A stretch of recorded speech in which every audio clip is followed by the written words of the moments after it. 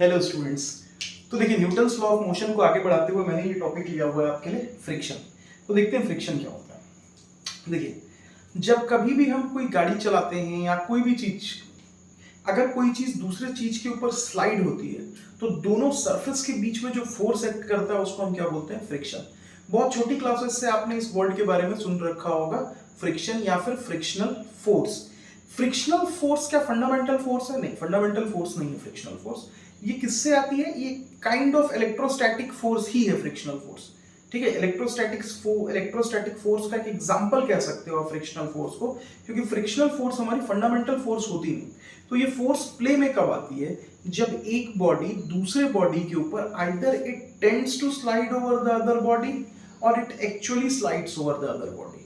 मतलब या तो जस्ट वो कंडीशन हो रही हो कि वो उसके ऊपर से फिसल रही हो या उसके ऊपर मूव कर रही हो, या जस्ट मूव करने वाली हो, या तो एक्चुअली मूव कर रही हो या तो मूव करने वाली हो।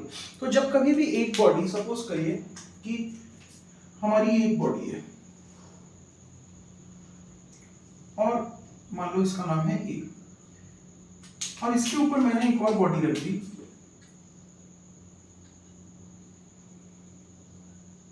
जिस बॉडी का नाम है बी।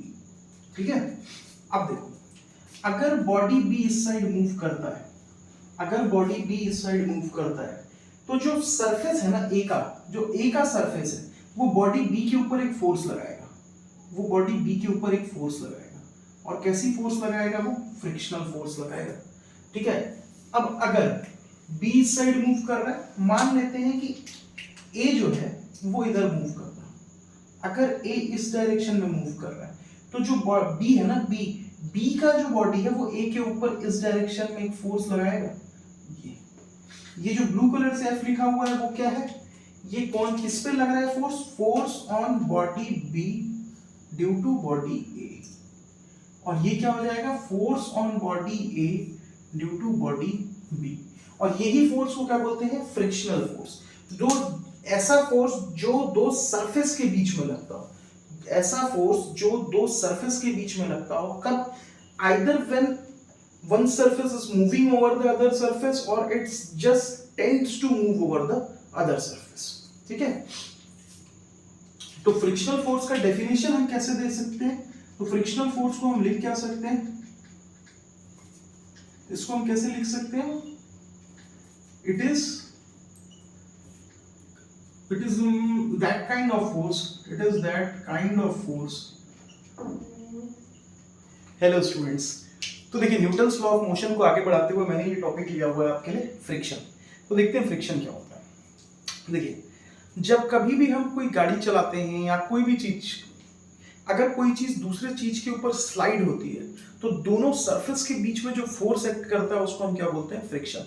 बहुत छोटी क्लासेस से आपने इस वर्ड के बारे में सुन रखा होगा, फ्रिक्शन या फिर फ्रिक्शनल फोर्स। फ्रिक्शनल फोर्स क्या फंडामेंटल फोर्स है? नहीं, फंडामेंटल फोर्स नहीं है फ्रिक्शनल फोर्स। ये किससे आती है? ये काइंड ऑफ इलेक्ट्रोस्टैटिक फोर्स ही है फ्रिक्शनल फोर्स। ठीक है, इलेक्ट्रोस्टैटिक फोर्स का एक एग्जांपल कह सकते हो आप फ्रिक्शनल फोर्स को, क्योंकि फ्रिक्शनल फोर्स हमारी फंडामेंटल फोर्स होती नहीं। तो ये फोर्स प्ले में कब आती है? जब एक बॉडी दूसरे बॉडी के ऊपर either it tends to slide over the other body और it actually slides over the other body. मतलब या तो जस्ट वो कंडीशन हो रही हो कि वो उसके ऊपर से फिसल रही हो या उसके ऊपर मूव कर रही हो, या जस्ट मूव करने वाली हो, या तो एक्चुअली मूव कर रही हो या तो मूव करने वाली हो। तो जब कभी भी एक बॉडी, सपोज करिए कि हमारी एक बॉडी है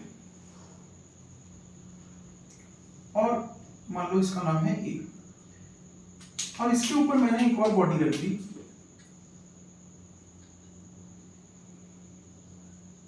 जिस बॉडी का नाम है बी। ठीक है, अब देखो, अगर बॉडी बी इस साइड मूव करता है, अगर बॉडी बी इस साइड मूव करता है तो जो सरफेस है ना ए का, जो ए का सरफेस है वो बॉडी बी के ऊपर एक फोर्स लगाएगा, वो बॉडी बी के ऊपर एक फोर्स लगाएगा। और कैसी फोर्स लगाएगा? वो फ्रिक्शनल फोर्स लगाएगा। ठीक है, अब अगर बी इस साइड मूव कर रहा है, मान लेते हैं कि ए जो है वो इधर मूव कर रहा है, अगर ए इस डायरेक्शन में मूव कर रहा है तो जो बी है ना, बी का जो बॉडी है वो ए के ऊपर इस डायरेक्शन में एक फोर्स लगाएगा। ये जो ब्लू कलर से F लिखा हुआ है वो क्या है, ये कौन किस पे लग रहा है force, force on body B due to body A, और ये क्या हो जाएगा, force on body A due to body B, और यही फोर्स को क्या बोलते हैं, फ्रिक्शनल फोर्स। जो ऐसा फोर्स जो दो सरफेस के बीच में लगता हो, ऐसा फोर्स जो दो सरफेस के बीच में लगता हो, कब, either when one surface is moving over the other surface or it's just tends to move over the other surface, ठीक है। तो फ्रिक्शनल फोर्स का डेफिनेशन हम कैसे दे सकते हैं, तो फ्रिक्शनल फोर्स को हम लिख क्या सकते हैं, इसको हम कैसे लिख सकते हैं, it is that kind of force, it is that kind of force, opposing force, that kind of opposing force which comes into play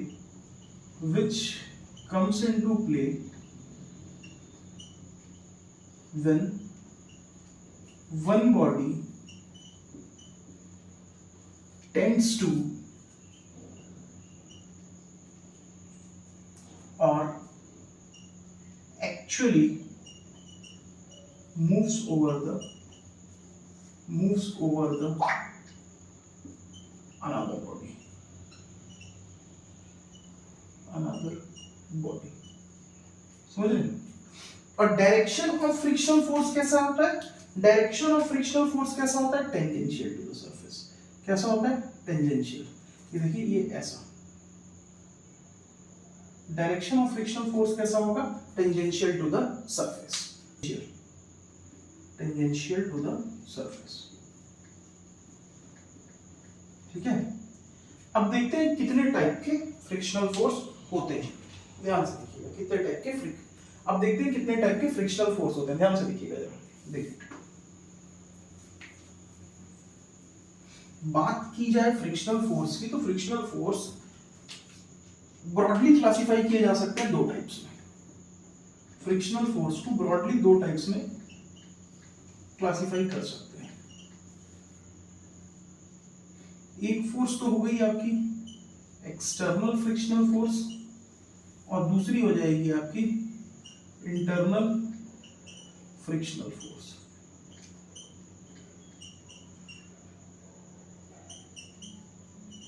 ठीक है, अब देखो ये फ्रिक्शनल फोर्स कब लगती है, एक्सटर्नल वाली, when two bodies in contact tends to move or actually move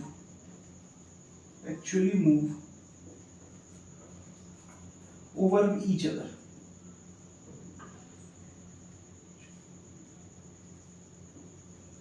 ठीक है। और इंटरनल फ्रिक्शनल फोर्स कब होती है, between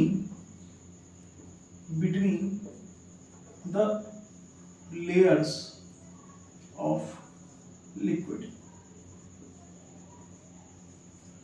इंटरनल फ्रिक्शन फोर्स कहां पर मिलेगी आपको, between the layers of the liquid. एक एग्जांपल ले सकते हो आप इसका, विस्कोसिटी, विस्कस फोर्स जो है वो किस टाइप की फ्रिक्शनल फोर्स है, इंटरनल फ्रिक्शनल फोर्स है।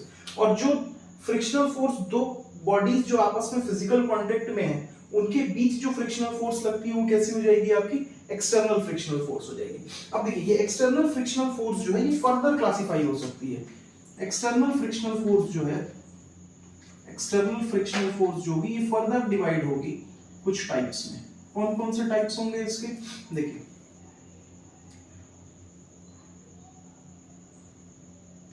एक हो जाएगी आपकी स्टैटिक फ्रिक्शनल फोर्स,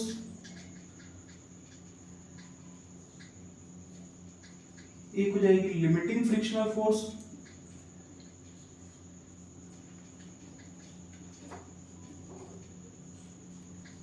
और एक हो जाएगी आपकी kinetic frictional force.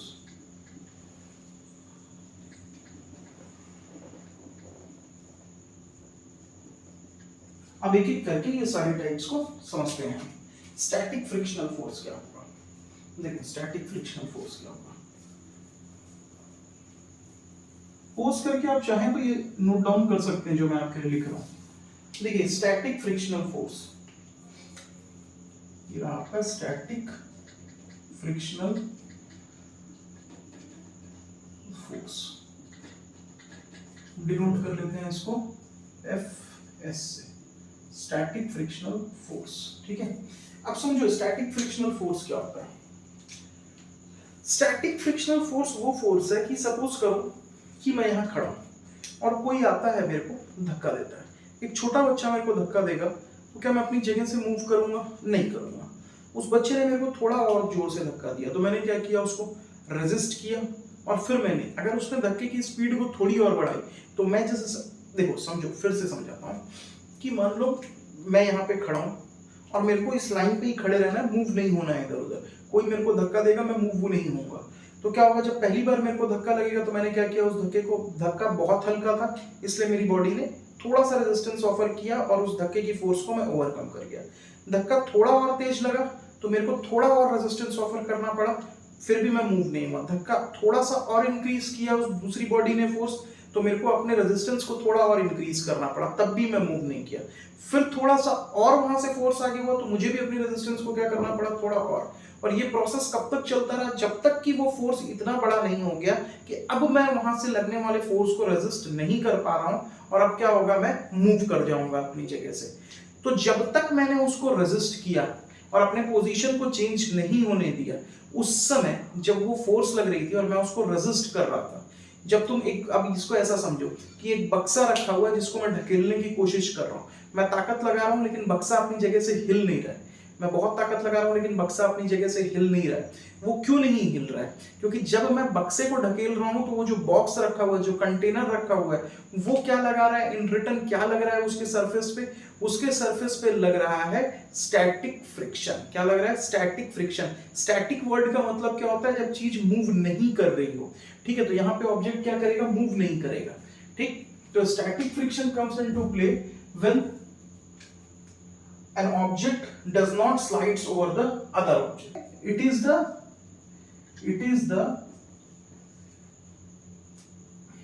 frictional force that exactly counterbalance the applied force.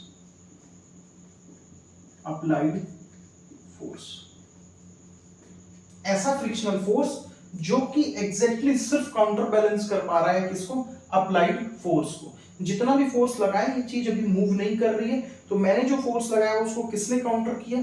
देखो मैंने, समझ लो इस चीज को, फिगर के थ्रू समझते हैं। सपोज करो ये बक्सा रखा हुआ था इस सरफेस के ऊपर, ठीक है। अब मैं इस बक्से को इस साइड मूव कराना चाहता हूं, मैंने इधर लगा दी फोर्स कि ये बक्सा इधर मूव कर जाए। अब जब मैं इसके ऊपर इधर फोर्स लगा रहा हूं तो ये जो सरफेस है ये इसके ऊपर यहाँ पे क्या लगा रहा है, एक फोर्स लगा रहा है जो कि क्या है, फोर्स ऑफ फ्रिक्शन है। ठीक, अब जब मैं फोर्स लगा रहा हूं वो क्या रहा है कि बक्सा इस साइड मूव नहीं कर रहा है, बक्सा इस साइड मूव नहीं कर रहा है। मैं जितनी भी यहाँ पे एफ लगा रहा हूं लेकिन ये बॉक्स इधर मूव कर नहीं रहा है। इसका मतलब मेरी जो भी फोर्स है उसको कौन काउंटर बैलेंस कर रहा होगा, ये फ्रिक्शनल फोर्स काउंटर बैलेंस कर रहा होगा। तो ये जितनी मैं फोर्स लगाया हूं, अब देखो अगर रिजल्टेंट मोशन, देखो क्या होगा कि सपोज करो इस डायरेक्शन के, अगर मैं ऐसा लिखूं F minus F equals to overall motion कितना हो रहा है, रिजल्टेंट फोर्स क्या आ रही है इस डायरेक्शन में, 0 आ जा रही है। तो यहां से क्या दिख रहा है कि F इज इक्वल्स टू क्या हो जाएगा, F इज इक्वल्स टू क्या हो जाएगा, F हो जाएगा। मतलब जितना मैं फोर्स लगा रहा हूं वो सारा ही फ्रिक्शनल फोर्स क्या कर जा रहा है, काउंटर बैलेंस कर जा रहा है, और ये जो बॉक्स है ये मूव नहीं कर रहा है। इसीलिए इस फ्रिक्शनल फोर्स को क्या बोलते हैं, स्टैटिक फ्रिक्शनल फोर्स। मतलब it is the frictional force that exactly counter balance the applied force. अब देखो होगा क्या, अब देखो क्या होगा। मान लो कि मैं इस f की वैल्यू को इंक्रीज करता जाऊं, मान लो कि मैं ये अप्लाइड f को इंक्रीज करता जाऊं। मैं अप्लाइड f को इंक्रीज करता गया और एक ऐसा पॉइंट रीच हो गया, अब एक ऐसा पॉइंट रीच हो गया जिस पॉइंट पे अभी ये box is just about to slide. अब ये this block is just about to move, is just about to move, ठीक है। तो वैसा पॉइंट, जिस पॉइंट पे ये block just about to move होगा, जस्ट अब बस मूव करने ही वाला है, थोड़ा सा भी एफ यहां से इंक्रीज हुआ तो बस अब ये मूव कर जाएगा, उस केस में करता हूं आपके लिए।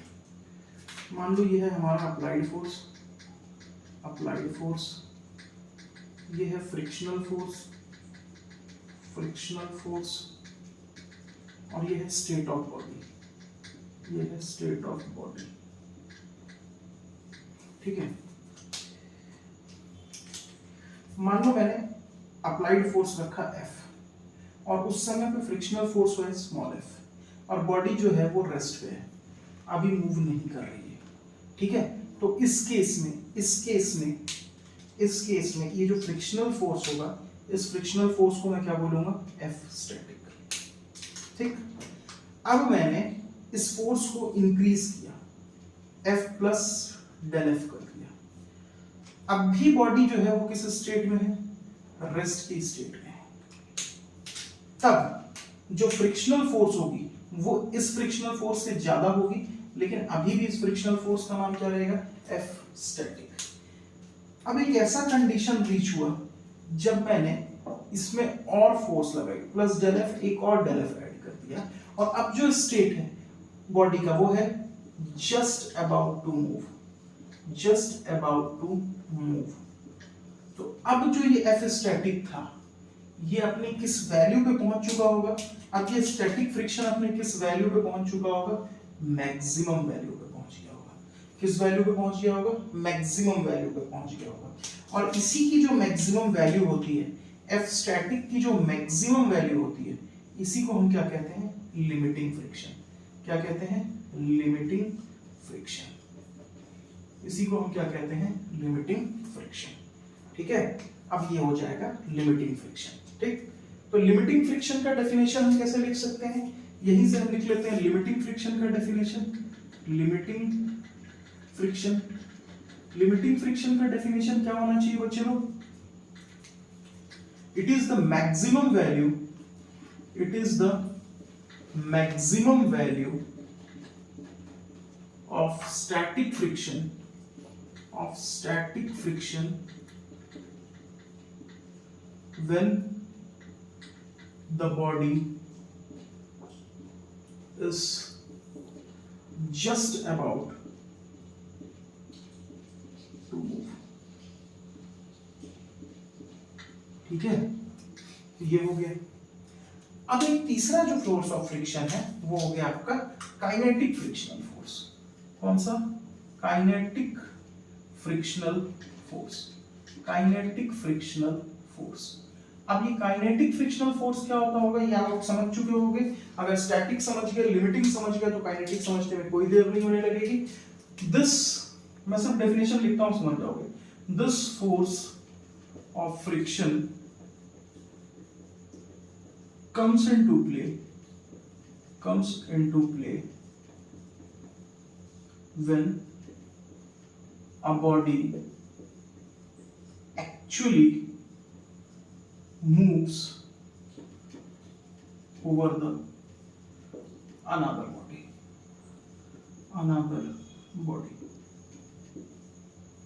ठीक है।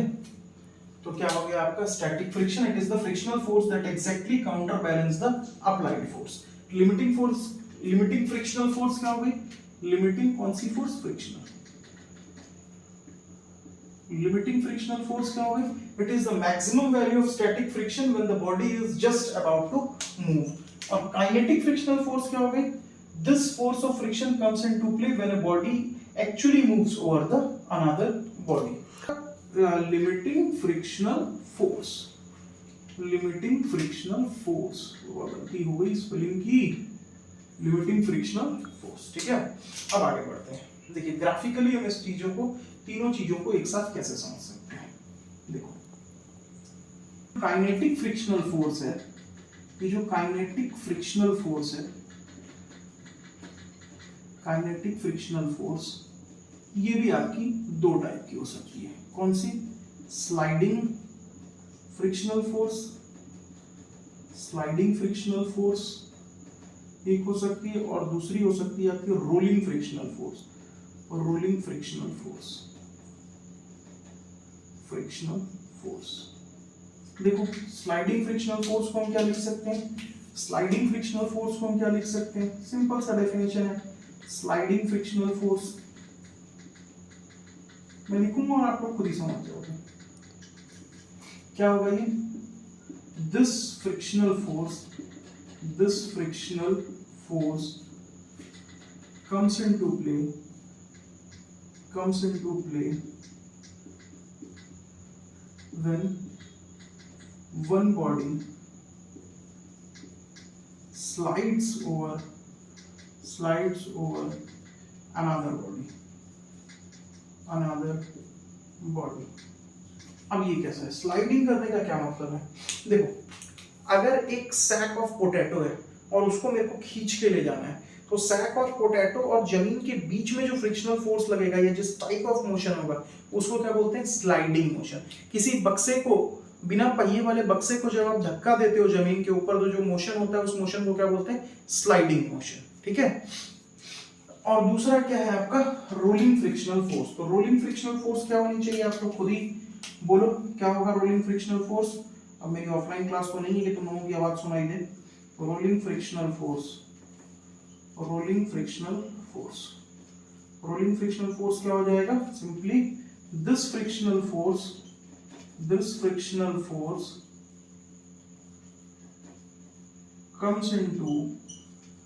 comes into play when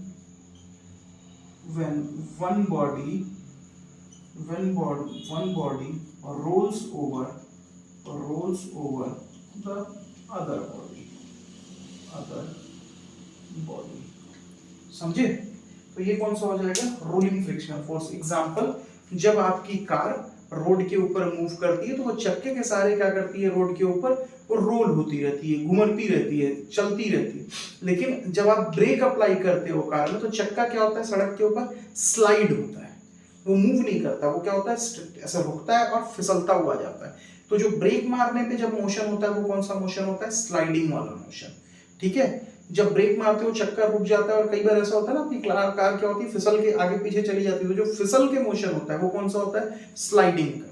और जब वो मूव करती रहती है व्हील्स के ऊपर, तो कौन सा मोशन होता है आपका, रोलिंग।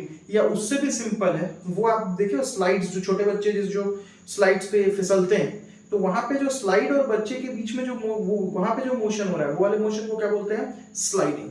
ठीक, और अगर एक चक्का लगा करके किसी चीज को मूव किया जाए तो वो क्या हो जाएगा आपका, रोलिंग। होपफुली ये आप लोगों को क्या होगा, क्लियर होगा। अब एक ग्राफ ड्रॉ करते हैं,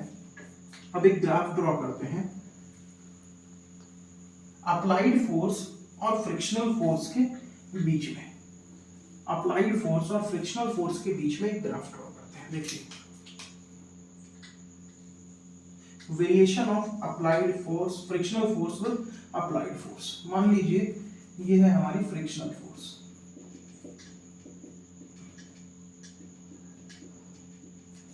और ये है हमारी अप्लाइड फोर्स,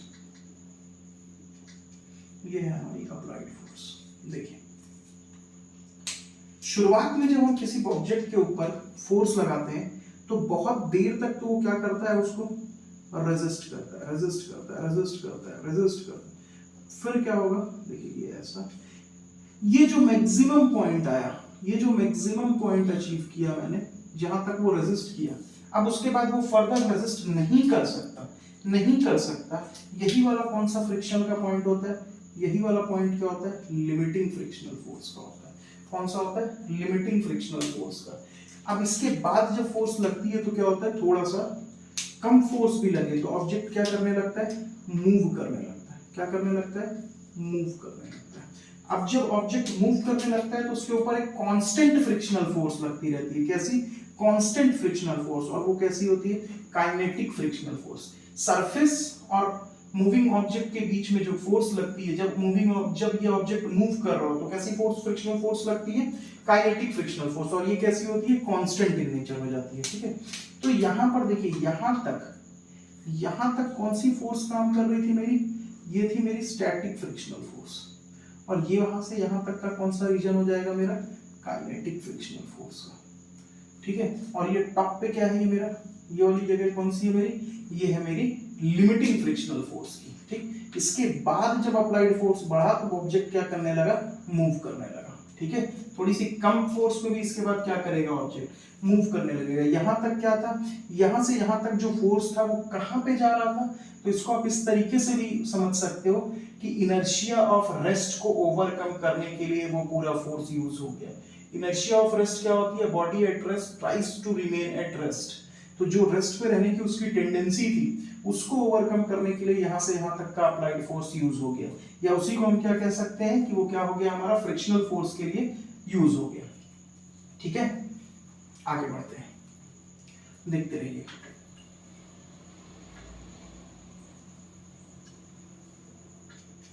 पहले पढ़ते हैं अपन लिमिटिंग फ्रिक्शनल फोर्स को।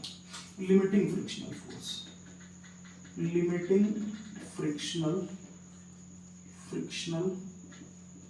फोर्स, लिमिटिंग फ्रिक्शनल फोर्स, ठीक है। लिमिटिंग फ्रिक्शनल फोर्स किससे डिनोट होता है, पहले देखिए डिनोट किससे होता है, F S max, maximum value of static frictional force को ही क्या बोलते हैं, लिमिटिंग फ्रिक्शनल फोर्स, ठीक है। अब ये देखा गया है कि ये जो एफ एस मैक्स है ये डायरेक्टली प्रोपोर्शनल किसके होता है, नॉर्मल रिएक्शन एन से। मान लीजिए कि ये एक बक्सा है, तो इसका मास किधर लगेगा, वेट नीचे, और इस डायरेक्शन में क्या लग रहा होगा इसके ऊपर, नॉर्मल। मान लो कि ये ऑब्जेक्ट इधर इसके ऊपर मूव कर रहा है, इस डायरेक्शन में क्या कर रहा है, ये एक्सेलरेट कर रहा है, मूव कर रहा है। मान लीजिए इधर फोर्स लगी है, तो इस डायरेक्शन में क्या लग रहा होगा, फ्रिक्शनल फोर्स। मान लो कि ये मैक्सिमम है। उस टाइम की बात हो रही है जब ये object just about to move है। ये स्टैटिक फ्रिक्शनल फोर्स जो है ये सिर्फ किस कंडीशन में डिफाइन होता है, ये स्टैटिक फ्रिक्शनल फोर्स हर समय नहीं डिफाइन होगा, ये सिर्फ किस कंडीशन में डिफाइन होगा, when object is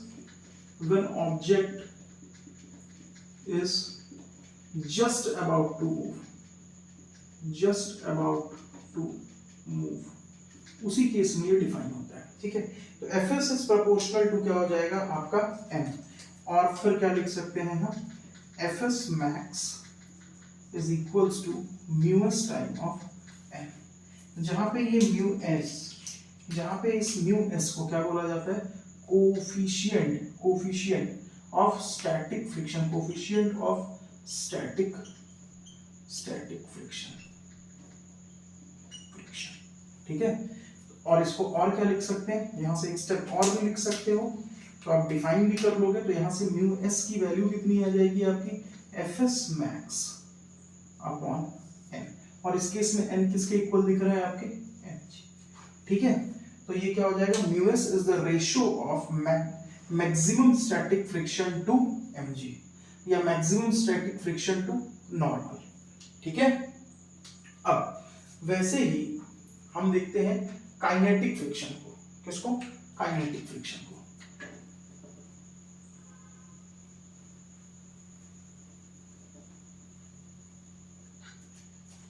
kinetic frictional force को,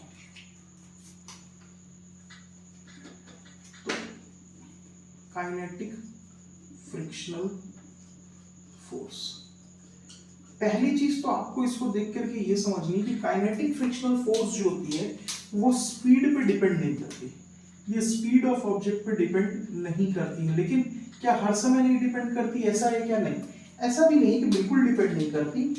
कब कब डिपेंड नहीं करती, अगर कब डिपेंड करेगी, सॉरी मैं मोस्टली डिपेंड नहीं करती, किन केसेस में डिपेंड कर सकती है, जब स्पीड क्या हो, टू लो या फिर टू हाई हो।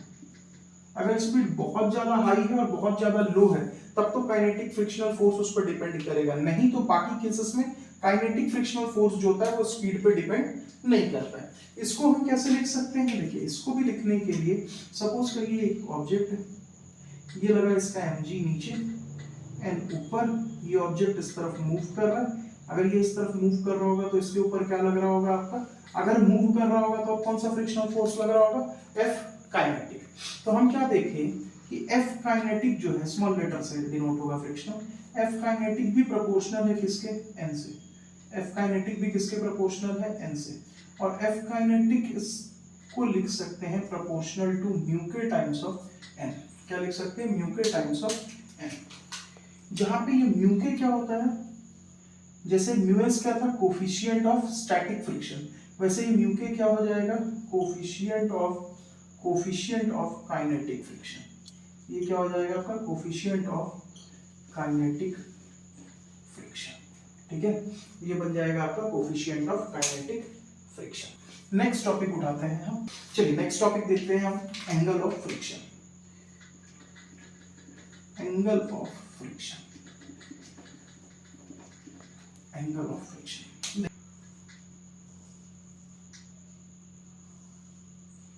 ठीक, तो ये हो गया मेरा वो नॉर्मल वाला फोर्स, और यहां हो गया मेरा एफ एस मैक्स वाला फोर्स, और ये क्या हो गया मेरा, एक इधर, तो ये क्या हो जाना चाहिए मेरा रिजल्टेंट। ये क्या हो गया मेरा रिजल्टेंट, और यही एंगल को मैंने क्या कहा था, थीटा। चलिए इस पैरेललोग्राम को कंप्लीट करते हैं, फिर इस पैरेललोग्राम को क्या कर लेते हैं, कंप्लीट कर लेते हैं। जब हम इसको कंप्लीट करेंगे तो आप देखिए tan थीटा अगर निकालने जाऊंगा तो tan थीटा इक्वल्स टू क्या हो जाएगा, ये हो गया मेरा परपेंडिकुलर कितना है, परपेंडिकुलर बाई बेस, मतलब ये डिवाइडेड बाई ये कितना है, एफ एस मैक्स के बराबर, डिवाइडेड बाई ये कितना है हमारा, n के बराबर, कितना हो जाएगा, n के बराबर। तो tan theta is equals to क्या आया, ध्यान से देखो, ये आ गया F S max divided by n। याद करोगे F S max divided by n, और कहाँ पे आया था, ये आया था कोफिशिएंट। जब मैंने आपको पढ़ाई थी लिमिटिंग फ्रिक्शनल फोर्स के बारे में, तो मैंने कहा था कि F S max is proportional to n, F S max is equals to mu S times of n। तो यहां से क्या आ जाएगा, F S max upon n is equals to what, mu S. तो यहां से क्या लिखेगा, यहां से क्या मिल गया मेरे को, tan theta is equals to क्या आ गया, mu S. tan theta is equals to क्या आ जाएगा, म्यू एस। ठीक है, तो अगर मैं एंगल ऑफ फ्रिक्शन से, अब इसको बोला जाता है एंगल ऑफ फ्रिक्शन, अगर मैं एंगल ऑफ फ्रिक्शन का tan निकाल लेता हूं, tan of angle of friction, तो मेरे को क्या मिल जाएगा, कोफिशिएंट ऑफ स्टैटिक फ्रिक्शन। क्या मिल जाएगा मेरे को, कोफिशिएंट ऑफ स्टैटिक फ्रिक्शन। ठीक है, अब देखो इस tan थीटा के दो कंपोनेंट हो जाएंगे, ये क्या हो जाएगा हमारा cos कंपोनेंट, और ये क्या हो जाएगा हमारा sin कंपोनेंट इस थीटा का। ये क्या हो जाएगा हमारा cos का कंपोनेंट, और ये क्या हो जाएगा हमारा sin का कंपोनेंट। ये कौन सा कंपोनेंट हो जाएगा हमारा वर्टिकल कंपोनेंट, और ये कौन सा हो जाएगा हमारा हॉरिजॉन्टल कंपोनेंट। क्या हो जाएगा, हॉरिजॉन्टल कंपोनेंट, हॉरिजॉन्टल कंपोनेंट। ठीक है, अब देखो जो स्टैटिक फ्रिक्शनल फोर्स है, अगर मैं फ्रिक्शन का हॉरिजॉन्टल कंपोनेंट ले लूं, ठीक है, अगर मैं रिजल्टेंट फ्रिक्शन का, अगर मैं रिजल्टेंट फ्रिक्शनल फोर्स का हॉरिजॉन्टल कंपोनेंट ले लूं, तो वो मेरे को क्या मिल जाएगा, अगर मैं रिजल्टेंट फ्रिक्शनल फोर्स का हॉरिजॉन्टल कंपोनेंट ले लूं, तो मेरे को क्या मिल जाएगा, एफ एस मैक्स की वैल्यू मिल जाएगी। किस कंडीशन में, जब ऑब्जेक्ट जस्ट अबाउट टू क्या होगा, move. When the object is just about to move, तो मैं रिजल्टेंट फ्रिक्शनल फोर्स का अगर हॉरिजॉन्टल कंपोनेंट ले लूंगा, तो मेरे को किसकी वैल्यू मिल जाएगी, एफ एस मैक्स की वैल्यू मिल जाएगी। और यहां से मेरे को क्या मिल गया, tan theta is equals to क्या मिल गया, म्यू एस। ठीक है, इसके बाद होगा एंगल ऑफ रिपोज, जो मैं आपको अपने नेक्स्ट वीडियो में समझा दूंगा। और अब इसके ऊपर क्या करेंगे, हम क्वेश्चन सॉल्व करेंगे। मैंने आप लोगों को अब तक इस चैप्टर में क्या क्या पढ़ा दिया है, मैंने आपको पढ़ा दिया है इसमें शायद रॉकेट प्रोपल्शन पढ़ा दिया है, हॉर्स कार्ट प्रॉब्लम पढ़ा दिया है, एलिवेटर मैन एलिवेटर प्रॉब्लम समझा दिया, और अभी मैंने आपको समझा दिया फ्रिक्शन के ऊपर। फ्रिक्शन के ऊपर एक टॉपिक और बचेगा आपका, एंगल ऑफ रिपोज, मैं उसको कंप्लीट करूंगा। फिर इसके ऊपर बेस्ड जितने क्वेश्चन आए थे हम उसको बनाएंगे। फिर हम चले जाएंगे सेंट्रीपिटल फोर्स पे और बैंकिंग ऑफ रोड पे। ठीक है, और उसके बाद लेके मैं आऊंगा सबसे इंपॉर्टेंट टॉपिक इस चैप्टर का, जो कि क्या होगा, कनेक्टेड बॉडीज और कंस्ट्रेंट मोशन। ठीक है, थैंक यू।